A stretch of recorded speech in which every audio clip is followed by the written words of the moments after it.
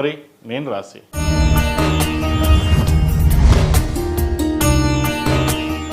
మీన రాశి వారికి ఆదాయం 5, వ్యయం 5, రాజపూజ 3, అవమానం 1. పూర్వభద్ర నక్షత్రం 4వ పాదం, ఉత్తరాభద్ర 1, 2, 3, 4 పాదాలు, రేవతి 4 పాదాలు, అలాగే ది, దు, షం, ఝ, ద, దే, దో, చ, చి అన్న అక్షరాలు ఈ మీన రాశి వారికి చెందినవి.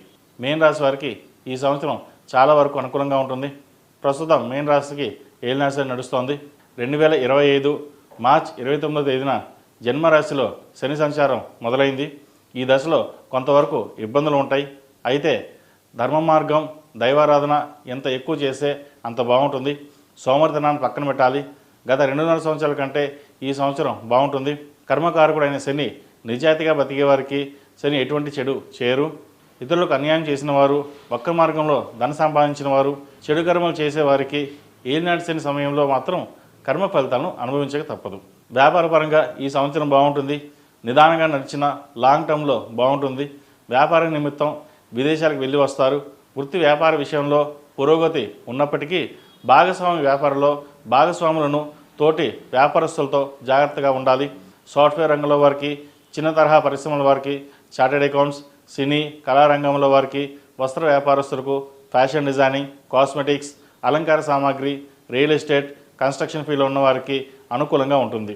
కీలక సమయంలో జీవిత భాగస్వామి సలహాలు, సూచనలు పాటిస్తారు. వివాహ ప్రయత్నాలు ఫలిస్తాయి. మంచి సంబంధం కుదురుతుంది.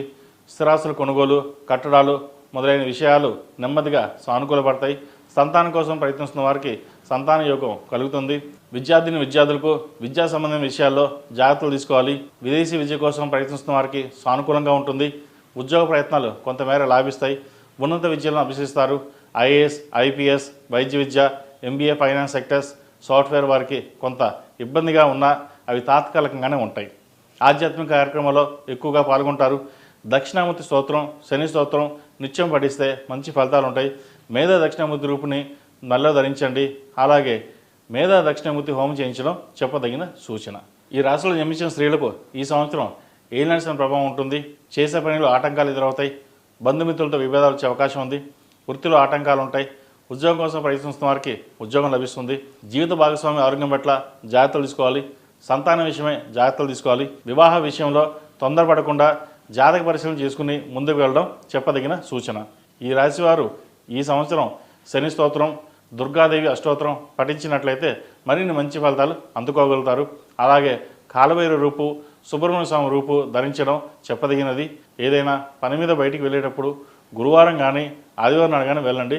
మంచి ఫలితాలు సంప్రాప్తిస్తాయి. మేషం